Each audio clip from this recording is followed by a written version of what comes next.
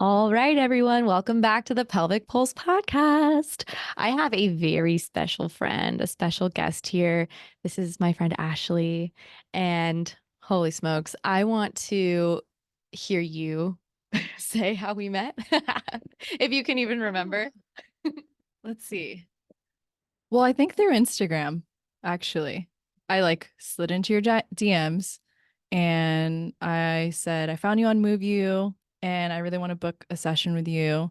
And I did. And I think that was when we first, in person met.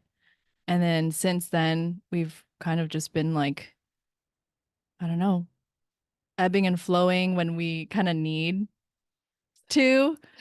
And I don't know, I feel connected in a way that like you're just going to understand where I'm coming from on a deeper level, you know? Like, I'd say one of the things that I really deeply feel is when I can see someone who can put their selves in the shoes of their clients or their patients.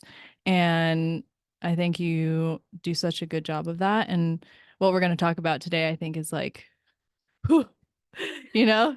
So Tell us what we're going to talk about. all right. Well, I am 32, turning 33 in a couple months, and I have just now finally felt what people mean when you say you have baby fever or like you want to be a mom so bad. And I don't know what it is. I mean, I think I know what it is, but yeah, we're going to be talking about how the transition from being this, single woman, you're being a maiden into another chapter, future chapter of your life, which is motherhood, or, for some and others not. But yeah, I think that is where do we begin with that? I mean, I think it'd be interesting to hear a little bit about your relationship, maybe first with birth control and how you decided to maybe come off of that, because at least for me, that was a really pivotal moment in my life. And, all the research and studies out there that talk about how when you go off birth control and if you're with someone, you might not be attracted to them anymore. I think that is so fascinating. I wonder if other women experience that themselves.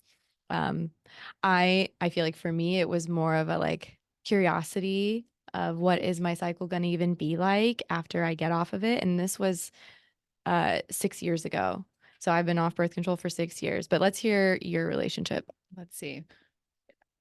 I'm trying to remember the timeline of it, but I first went on birth control in college when I had a serious boyfriend, and I knew that was one way to prevent unexpected pregnancy. Time of my life, I was definitely building and aiming to graduate and have a job at the end of graduation and being very, very I would consider myself pretty type A at the time, very set on a goal. Nothing else was going to get in my way. And I was very much like, I want to still have fun and enjoy my life. And birth control was like, okay, yeah, we should do that so that I don't have an unexpected pregnancy. But I guess at the same time, and I say this in a way that like there was a fear of it where you should not have unexpected pregnancies. And so birth control is the only option. And yeah, my relationship with it was definitely like utilitarian.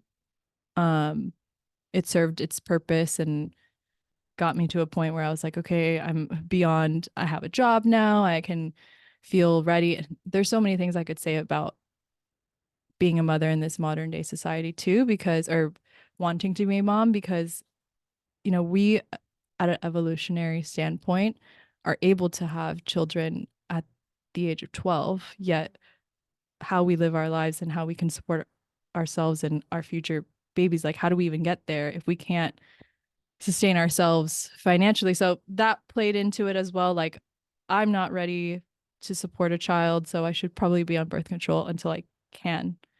um, as well as from like a extracurricular recreational standpoint, because I would say I'm pretty athletic, and my view on birth control is like, great, I don't have to go through a cycle and be brought down by bleeding every month. I can continue doing the things that I want to do, which is like, you know, going upside down and running and swimming and doing all these other things that I want to do with my life. And I personally, at the time, now I think of it in a very different way.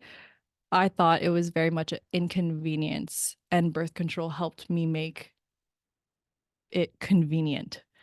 So, again, that was then. Now, coming off of it, I feel, I was telling you earlier, I feel so much more in tune with myself being a woman.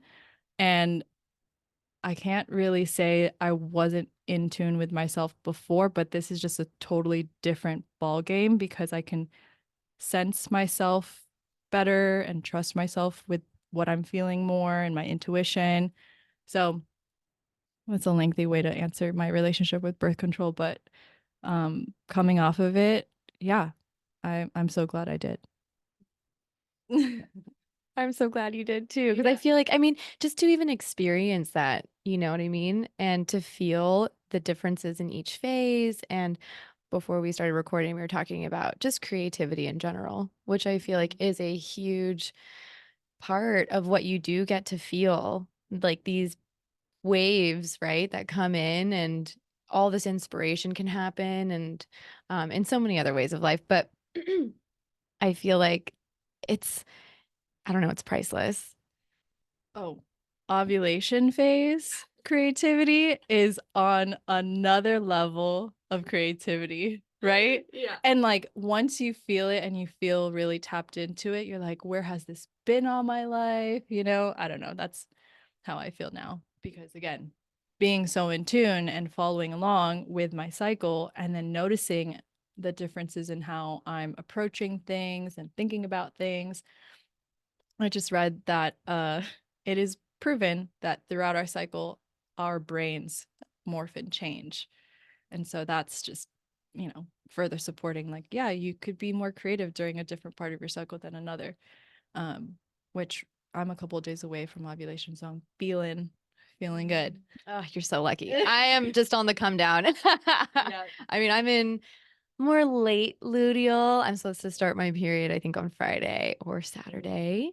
So wouldn't be the ideal time to potentially put out a bunch of new things and, you know, work on all the creative aspects. But I feel like the creativity is maybe it's definitely one strength, right, of ovulation or even follicular phase and even early luteal. But the strengths that I have in late luteal, it's just really interesting to kind of take that step back and almost be like the witness in your own life and notice, oh my God, like that's what that's there for. Like I have a deep desire right now to clean my entire bathroom, which is needed. Yeah, like I would say you're basically like, okay, let me make my nest comfy and perfect for the time where I am going to need to rest, you know? I was having a conversation yesterday with a friend too about just how her partner is now getting to name the cycle phases. And he's like, oh, where are we at right now? Oh, this is what you want to do. Oh, let's do that. And then he was asking more about like pregnancy. And he was asking about that whole phase and journey. And I was contemplating that out loud with her. And um, to me, I feel like depending on how your pregnancy kind of goes in the first trimester, who knows? Like my mom didn't have morning sickness for either of her pregnancies. So who knows? Like that might actually feel like a follicular phase for some. And then around the second trimester, I don't know if you've heard this from your friends who've all had kids pretty much. Second trimester, you get this big wind of energy, right? You actually feel kind of stable. So to me, that feels like maybe a miniature ovulation. And then as you get into the third trimester, there is a big slowing down, you know, and you are potentially popping at that point, which when I was reading my mom's birth story or pregnancy story with myself and my brother. And she said that she didn't show until like her seventh month or eighth month. So, yeah, you definitely slow down then. And then once you're in postpartum, that's kind of like an extended period, especially if you are bleeding, maybe minimum even 6 weeks, maybe more. So, just to kind of keep that in mind as these phases that happen in our monthly cycle do extend into like a different phase of life and through life seasons. It's just such a wild thing to think about. The cycles of life. And like, as a grown woman now, especially learning it from you, but like if I had known that maybe when I first got my period, I would be wiser of my own energy. I mean, imagine being like a little girl and I played basketball and soccer, and you're like on your period and you're like, I can't make any goal today, you know? Like, and then you beat yourself up. Like, imagine all of that kind of, anyway, apart from that, yeah, the cycles while you're pregnant, before and after when you continue your cycle, your menstrual cycle, but um the cycles of life from maidenhood to motherhood, specifically, like I was telling you earlier. I don't know if And anyone you can got hear Kita back here. your fur baby here. I think she's like, I want attention now. Or she's like, don't forget to mention me because I know I'm a big Please part of do. your journey. Yes, actually. So I'm definitely a dog, not a dog mama. I don't have one of my own, but dog nanny, as you would say. And yeah, when you wake up in the morning, first thought is like, they probably need to potty and eat. They're probably hungry. You know, what do they need? And that really is like, if they don't wake you up first, my first thought is like, yeah, they probably need something. Let's go ahead and like take care of them. And then I go and like do my thing. And then as well, like they're probably hungry. They might need some enrichment, some playtime. So yeah, it's a learning experience when you have someone that's depending on you. And that's like, I guess, like a little taste of what motherhood could be. But I was it's spot on. She's like, you need to pay attention to me. Um, yeah, I mean, I always nannied and like babies, like babysitting was my first job as a 12-year-old. I don't know. We were like nannying really young, for friends of friends, date nights kind of thing. Um, but yeah, they do require a lot of attention and it's an expansion on what you're responsible for. And I feel like what we also touched on before hitting record was this like feeling of grief for the phase where you didn't have to be so responsible. And I'm reading Woman Who Run with Wolves, and it's basically a collection of myths and stories if you've never read it, but there's like a lot of deep literary analysis and it's incredible. Actually, it's really rich with uh, just, yeah, such good insight. And she's naming things that I'm like, oh my gosh, I didn't think of it like that. But yeah, like the maiden, she's thought to be maybe more of like a naive kind of archetype. Mhm. But there's also this like not careless, but carefree aspect of her that, I mean, I so loved that phase. And I'm still kind of like in that phase, you know? I'm in that phase for sure. Yeah. And this is a good moment to bring up my dream. So I had a dream. This is a reoccurring dream that I've had, but I'm the reoccurring dream that I recently had. Previously, I'm going to first tell you what it was before and then after and more recently. But the dream that I had before, I can hold it. The dream that I had before was me exploring this like mansion, and it was kind of like in the middle of nowhere where you would have these like secret passageways. And I don't know what I was doing there. I mean, it's my dream, whatever. Fast forward again, in my maidenhood, my naivety, I was just exploring like danger. What is that? I'm just going about and assuming that there's no danger, whatever. Recently, I had that dream again in the same place. same setting, same things, except I had a sleeping baby in my hands while I walked around. Yeah, and I've never had a dream where I was either pregnant or had a baby with me. But again, the reoccurring dream, same place, same setting, doing the same things, like walking around, doing the same things. But now I'm holding a sleeping baby. And I'm now hyper vigilant to danger. I'm like, what am I doing here? I have this baby. What am I doing here?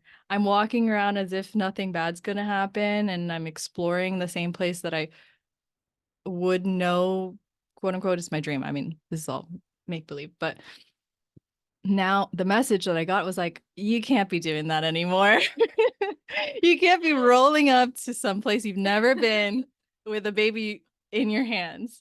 And so that was the message that I got. And obviously, you know, leaving that version of you behind, the grief of that, where you, yeah, you just can't be doing those carefree, careless things anymore. Not to say that I'm super careless anyway, but when you're only responsible for yourself, I think that's the difference. And yeah, I've so far loved the way that I've designed my life, that I only am responsible for myself, but knowing and feeling deeply that the next chapter of my life is gonna, you know, have someone that's fully dependent on me and me ensuring their safety, that's so different. And it takes some getting used to, like, okay, yeah, you're gonna work your way to that point, you know? Mhm. Yeah, I thank you for sharing that. That's so incredible. And it kind of, yeah, it's like the simplest little way that your intuition speaks to you or your subconscious speaks to you is through dreams. And it's like almost preparing you, right? At least, 100%. yeah, mentally and spiritually. And I mean, there's so many avenues and so many ways that you can quote unquote prepare for this journey into motherhood. And I feel like an essential part of it, because you think about after the fact, like if you didn't have a chance to grieve that part of your life or it wasn't celebrated and you glossed over it and you maybe entered motherhood unexpectedly and you didn't feel like you were prepared for that, and you're in motherhood now and all of a sudden you feel so lost. And I'm not saying that that would happen to everyone. I'm not saying that wouldn't happen if you did plan for parenthood and, you felt that way. That's totally, I feel like, uh, it's very common to feel that sense of like, what happened to my life? Yeah, like that identity before, where did it go? And I remember reminding one of my best friends, I was like, don't forget, like, you're still you and you're still everything that you've worked to be and who you are. You're still that person. And now it's just like you're adding this other big part of you. But yeah, I think, I mean, like you said, if we're not acknowledging that part, whether it gets lost, like you just have to find your way. Um, there's a quote from The Untethered Soul that someone shared with me. And basically it says, like, you're not returning to yourself, you're just simply never leaving yourself. And it, yeah, I'm like, in my head, I'm like, yeah, that's how I feel. Like, that's how I always want to feel, that I'm never escaping from myself. Like, you always find yourself, but like, you're also just, you're never leaving who you really are. And that whether you're entering motherhood or not, like, you're still, the core of you is still close to you.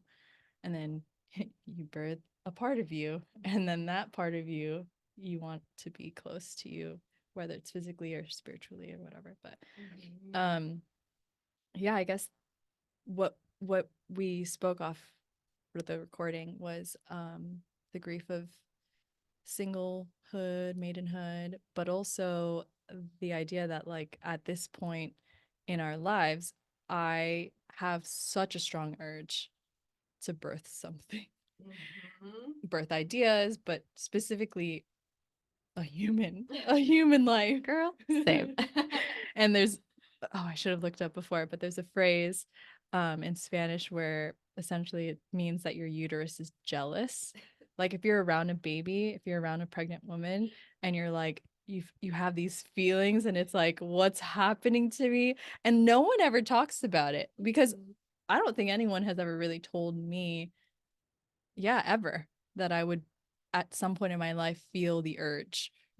And it's only now that have felt it. And like I said before, we're evolutionary.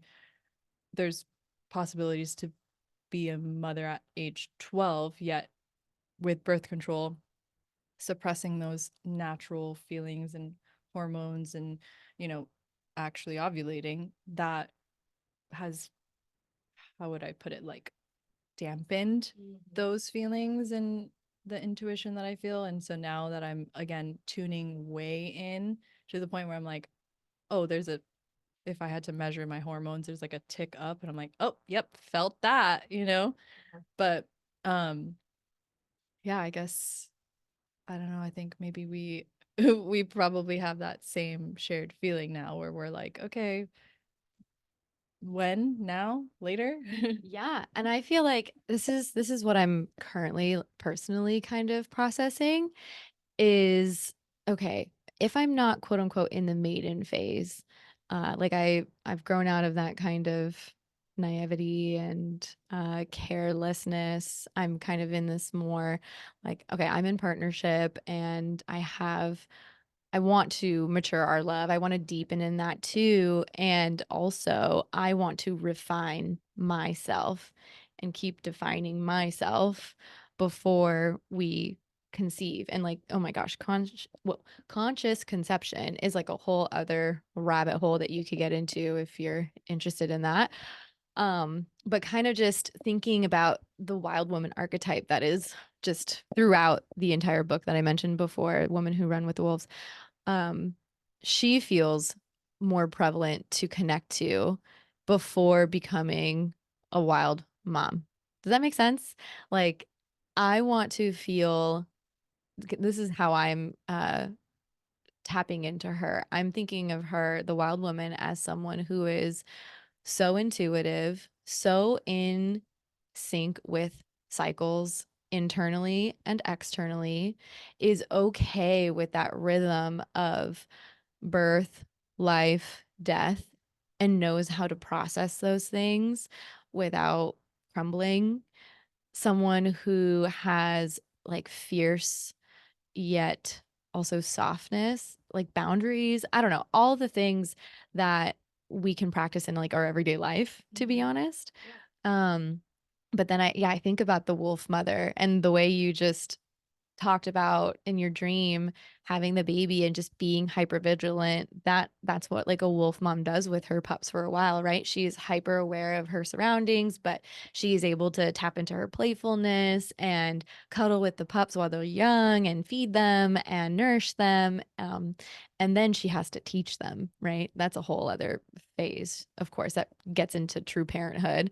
But yeah, it feels like there's this chance for embodiment before motherhood, where you get to put some of these important things into practice to also have potentially a more sovereign, like powerful, alchemizing experience in birth. Like that is the true portal from maidenhood to motherhood. You know, as you were saying that, the whole time I was thinking about how whatever our societal cultural views on pregnancy and women who are pregnant and the actual birth, whether it's like in a hospital, most of the time in the hospital, but I would say there's fear and like disempowerment that goes on. But the way that you described it, I'm like, yeah, that's exactly how I would want every woman to feel with their pregnancy and their birth story. Is like, you have created life and it's such a powerful thing to do. Like, how are you stepping up to that power, right? Like you have been blessed with this power, so how are you stepping up from from maidenhood to this transition version of you to then motherhood? And I love the example of the wolf mama because yeah, they're strong and very much protective, but also, yeah, teaching them how to play because they're also dogs. I mean, she in the book mentioned teaching them how to hunt and then also how to like be quiet, and she'll discipline them, she'll like nip at them or yip at them if they're being too loud and there's a predator nearby. It's important for her to keep, like, those are the boundaries that I'm kind of thinking of even. Um, but the quote that you made me think of when you're talking about like stepping into that power and really claiming it as your own, I feel like it does take a really like special quality in a woman, right? But we all have it. That's the thing. Like you just have to choose it. It's your choice. And maybe uncover it, amongst all the other things that people and society might have told you about. Absolutely. There's definitely, and I think again, this phase of wild womanhood and experimenting with it. I mean, in Vaginal Alchemy, which is the online group thing I do, which is like guided sessions to work with the body and work with your energy and play with some of these concepts and ideas in your life and see what's there. There's a lot of deconditioning and uncovering of all the shit that people place on you that didn't resonate with you in the first place, maybe. But the phrase that was coming to mind was like, with great power comes great responsibility from Spider-Man. Yes. 100. That I also think of that phrase often. Yeah. I mean, we do have this enormous gift of being able to give life, like grow it and then give it, birth it, and then care for it, you know? So it is a huge responsibility. And it's like, it is really exciting. I mean, when we got Kita, I was signed on for just, foster. And I didn't know that I was going to, well, actually, when I do tap in and like look back at that moment when I first saw her face, I knew she was going to be mine. I knew it. But ego and conditioning and also the naysaying too made my ego tap in even more. Like people just being like, foster fail, you're going to foster fail. I'm like, shut the fuck up. Ego was like, I'm not going to fail. Yeah. But I'm gonna tell you what you're gonna do. oh, I know. Yeah, exactly. I'm like, don't tell me that. And like, I will just do it to spite you. Right. But I don't want to enter into motherhood that way, for example. Absolutely.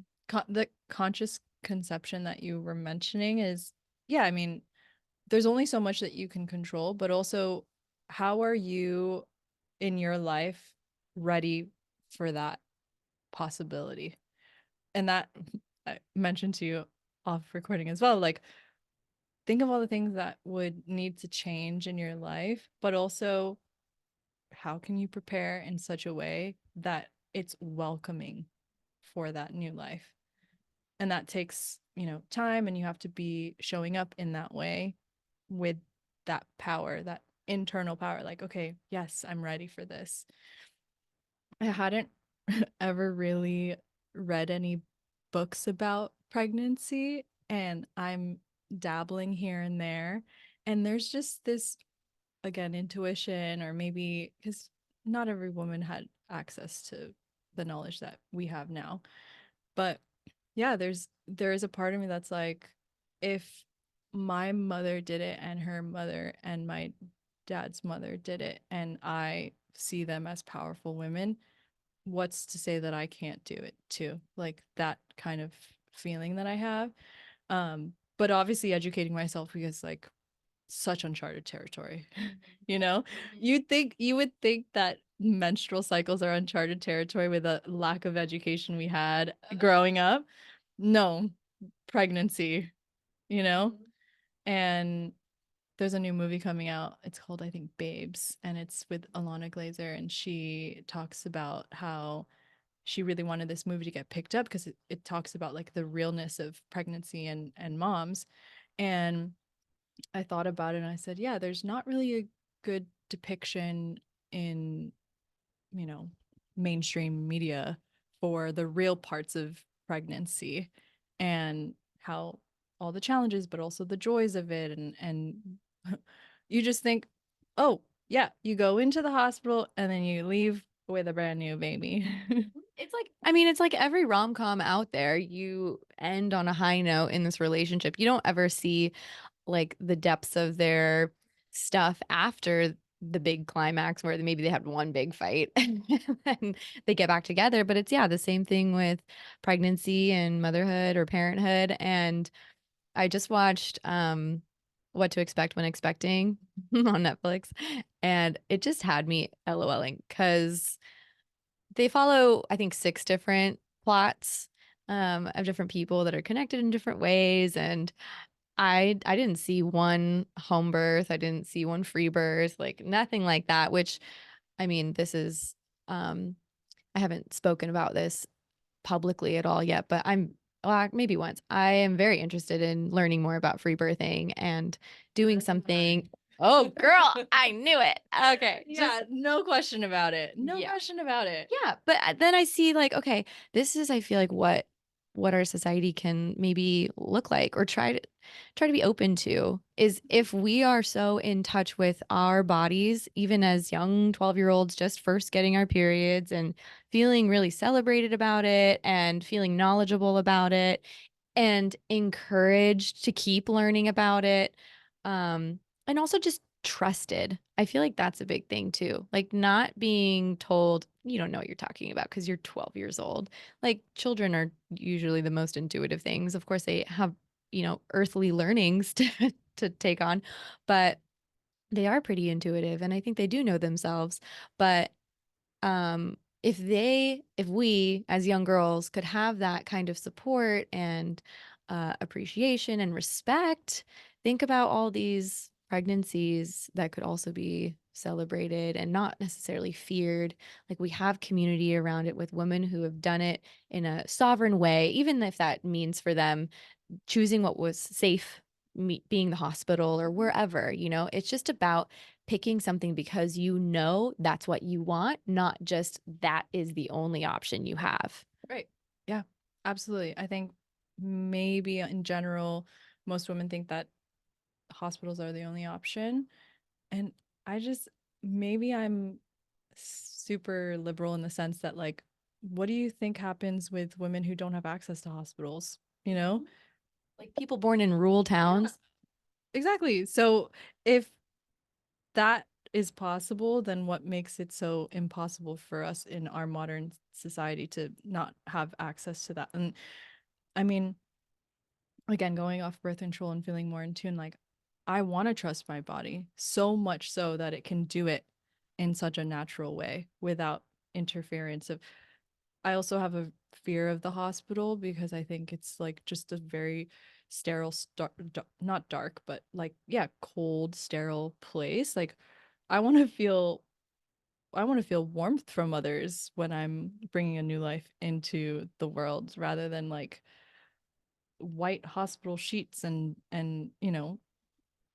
gloves and people with masks. And I don't know. Yeah. That's just my personal opinion. I think maybe some can resonate, um but I could also be just like a old soul in that way that I just don't feel that's right, but also I don't know until it happens. There's always those things that are out beyond your control. So having those different plans of what might work for you best, yeah.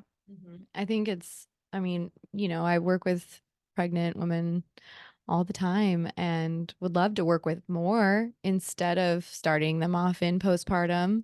That's kind of a thing I'm navigating right now. Like, and to not even think about it through the lens of pelvic PT, but I mean so kind of coming back to just like the sterileness and the like clinical feel of being in a hospital. I totally appreciate that because obviously I treat within my home. I don't want to be in that kind of environment anymore myself because I notice that women also just generally don't feel comfortable in a doctor's office or, in something that does feel very like dry and cut off. Like I want you in my space to feel really warm and cozy, comfortable, invited in, and respected too. Like there's no expectation to have even any kind of exam per se, but even just this like kind of open conversation that can happen where I can hear your desires, your truths, your voice, or even just like be able to talk it out loud and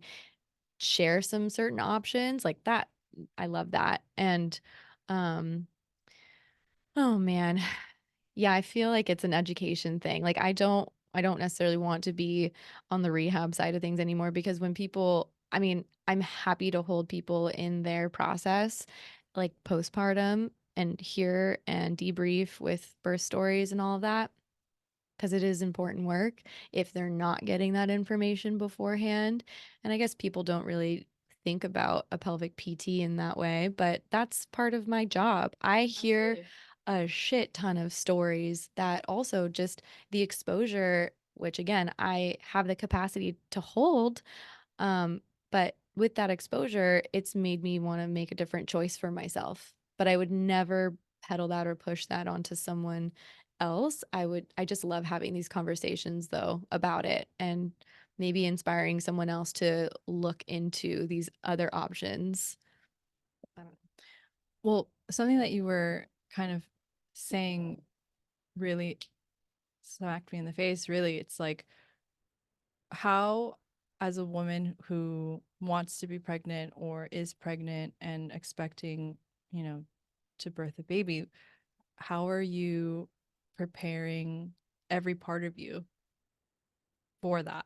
And as you mentioned, like the work that you do, you don't only want to be treating after the fact. Like, what if and what's the best that could happen? You prepare yourself in all parts of your life, physical, emotional, spiritual, for this baby.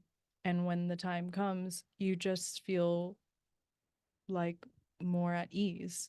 And I think there's like that block, right? Like, oh, you can't prepare for everything, but these are the intangibles, right? Like internally.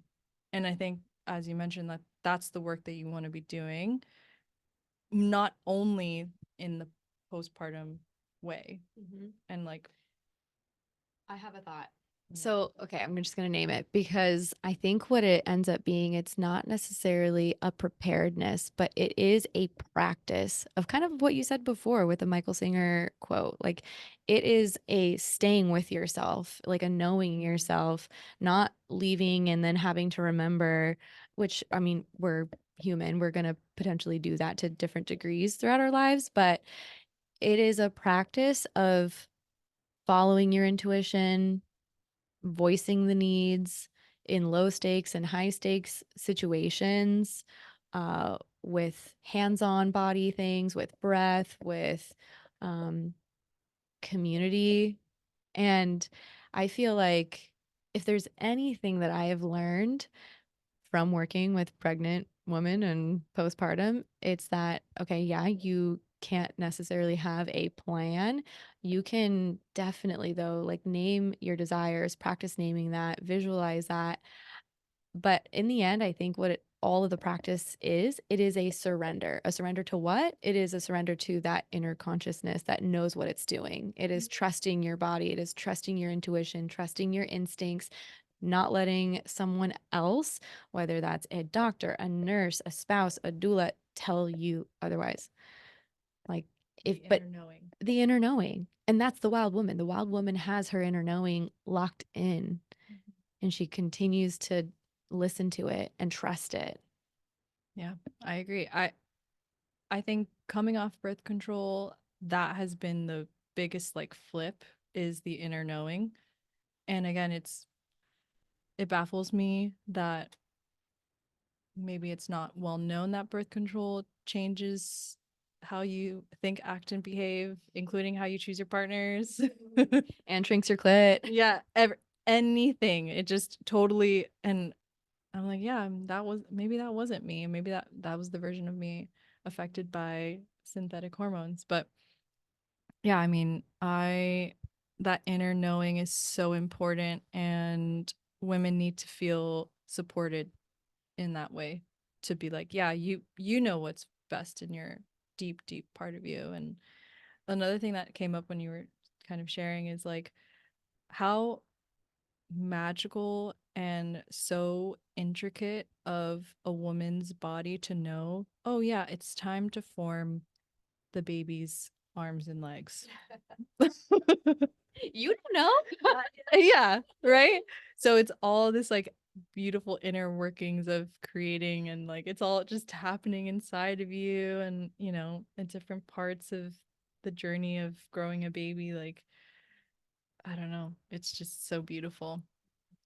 Yeah, it's the same with the healing too in postpartum. Like your body, say there's some micro abrasions and tears, like even external scars and things that you get from just scratching yourself as a child or an adult, whatever. Your body knows how to heal. It's always trying to align itself to homeostasis, and nothing, you don't need to tell it to do that. Of course you can have supported behaviors to encourage that healing and whatnot, but it's not high intervention. It's just supportive practices um that I definitely want to teach more of too in pregnancy, because I think that's just important to know. All the things that are helpful usually in postpartum are also helpful in pregnancy, so it's kind of win-win to maybe learn about this stuff and get the education if you're seeking it. I don't know. Yeah. I mean, like I said, I'm dipping my toes into it slowly just because I've had this inner urge. Not, I wouldn't say randomly, but yeah, all of a sudden I'll be like, baby. Gimme. It's silly. It's really silly, but it's true. And I feel as though being educated on what it is that's actually happening with those urges, and listening to, okay, well, what's going on in my body, obviously when you're ovulating, that's going to be a point of time where you're like, baby, baby, baby, baby, baby, baby, right? So also being mindful of the timeline of your life for that. Yeah, So absolutely. that's definitely Like use the protection that feels right for you if you're not trying to have a baby quite yet. Yeah. I had a conversation with a fertility awareness method teacher, and I was just, I mean, I loved that conversation. And she was speaking on well, just how people don't know when they are ovulating. It's kind of hard to track for some people, or just remembering that you might not be on day 14, you might be earlier, you might be later. I think that's so important. I wonder if that's the one thing. Just, do you know when you're ovulating? Do you check your underwear? You don't have to check your basal body temperature if you don't want to, but that also can help you confirm that it happened. And yeah, there's so much to that. But wow, what an exciting time to be in. I feel like, okay, I want to almost like list or maybe brainstorm some ideas to help people not just grieve, but celebrate their quote unquote maidenhood or wild woman. I was just thinking how this past weekend I went to Sedona to celebrate a friend's 30th, and it was such an incredible time. It was a mixture of mothers and maidens, some of them having had their first Mother's Day. And yeah, it was so special. And it's like when I have a kid, I hope I'm able to do this, but I definitely just felt really grateful that I could leave everything behind at home, including the dog, with James, and then being able to enjoy sisterhood. yeah. Like I said, the life that you have led so far, and what you've created for yourself, and that freedom, whether it's carelessness or not, but like, yeah, I can just leave up and leave my house whenever and come back. And then now thinking, okay, well, I'm not going to be able to do this if I have a child. You got to put the child in the car seat. You got to make sure timing is right so they're not cranky. Like, it's a whole thing, right? Yes. Just enjoying the ease of going about your day. I mean, I think we all come with a lot of baggage sometimes. I'm thinking literally how you came in with a bunch of bags. I'm like, yeah, those are bags for you, and that's great. Like, Wouldn't necessarily carry all that stuff if I had a baby with me, yeah, true, true, true. But I was just thinking, girl dinner. Oh, no more girl dinners. No more girl dinners. You gotta nourish. Yes. If you're gonna be like, if you're breastfeeding, or yeah. Um, but going back to your point, like, how are you acknowledging and grieving that transition period, and yeah, I think it's about celebrating and being grateful. Like, okay, I was able to do this today. Thank you so much to me, to however, whatever you believe in, like, thank you. And just being grateful for that and knowing, again, the phrase that comes up, like, there's better things to come. The best is yet to happen. If you're called to being a mother or not, it's just like being grateful for what is and being grateful for what might come. And okay, here's another thing, traveling. Yeah. Because I'm like, I'd love to travel with my babies, but at the same time, travel's gonna look a lot different. And I have solo traveled quite a lot, where just me and my backpack, going from one place, not knowing where I'm gonna go next, and that freedom, that's gonna change. But it's just another adventure, you know? It shape shifts in a way that it won't ever necessarily look the same, because now you have people who depend on you. But maybe prioritizing, if you are consciously conceiving, like prioritizing some of those, what are they call them, like baby moons. But maybe you do like a maidenhood moon for yourself, where you're like, okay, now I'm ready for this next step, but how am I gonna really give myself some extra me time?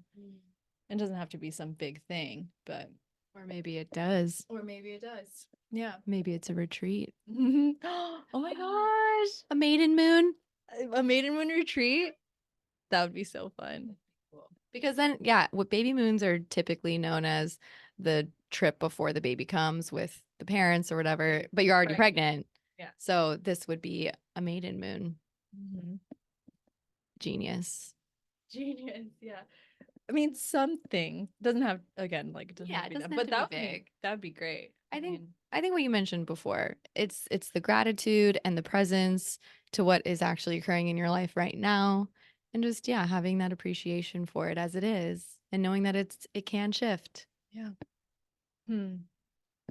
Cool stuff. I'm thinking of other things that maybe we could really practice so that we're not losing. Yeah, just reminding yourself again that you're not losing anything, right? I think honestly, kind of coming full circle back to your period and acknowledging that your period is so special and magical and is the whole cycle is the thing that gives you that possibility to become pregnant. If that is balanced and well taken care of, I'd assume I'm going to assume that I'm going to miss mine. Like when I'm pregnant and when I'm breastfeeding, like that is not going to be there necessarily. And I will definitely miss that. So enjoying it while it's here versus maybe, again, kind of going all the way back to how we may have looked at it as young athletes, where it was an inconvenience. No, like it's actually just a certain part of our life that we can appreciate. So, one thing that I learned from you when I first learned of cycle syncing, and I really appreciate the few days before menstrual, but then the first 2 days of menstrual, I have designated. I'm like, not talking to anybody.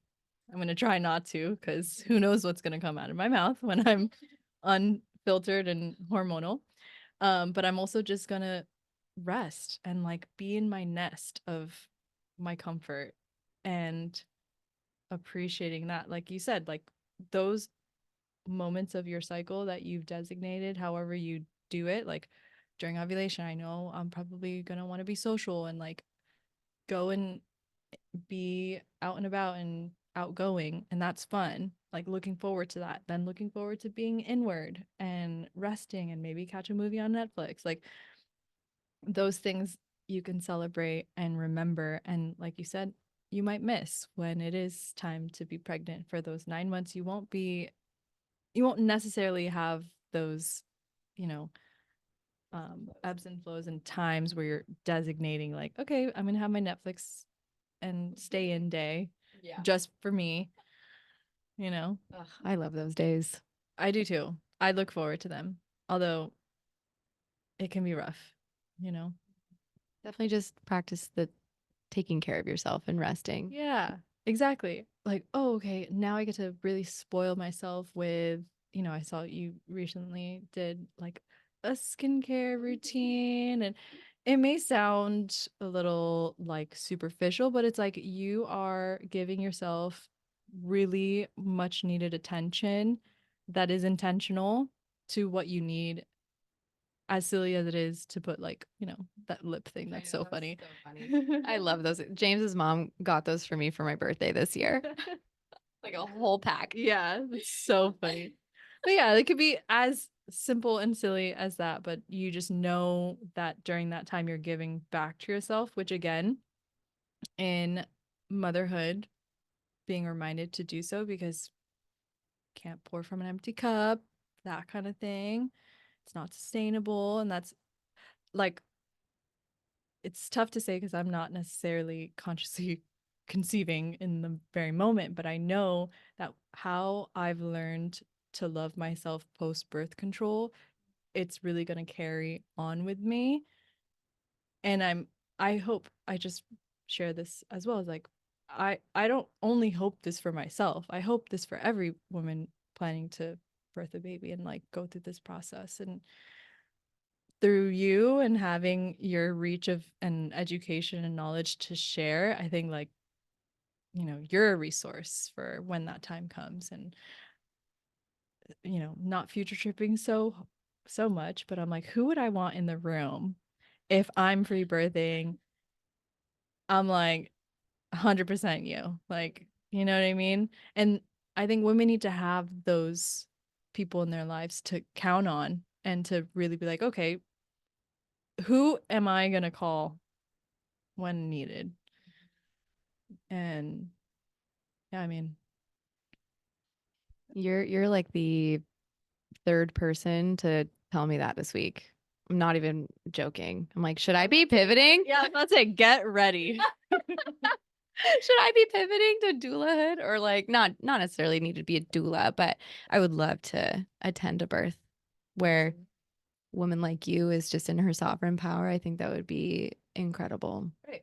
If I have a choice, 100%. I want someone who is soft and knowing and warm, but also going to empower me and support me.